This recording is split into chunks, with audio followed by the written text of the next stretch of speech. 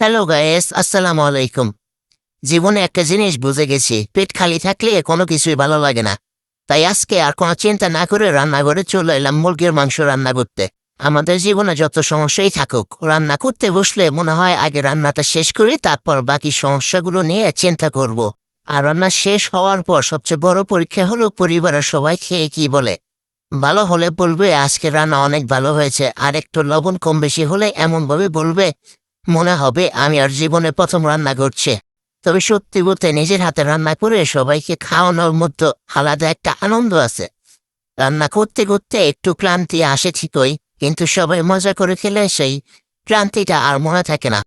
আজকের মুরগির রান্নাটাও আলহামদুলিল্লাহ ভালো হয়েছে। এখন শুধু অপেক্ষা, খাওয়ার পর বাসার মানুষ কি রিভিউ দেয়। তোমাদের বাসায় রান্না ভালো হলে সবচেয়ে বেশি প্রশংসা কে করে? আর ভুল হলে সবচেয়ে বেশি কথা কে শোনায়? কমেন্ট করে জানিও।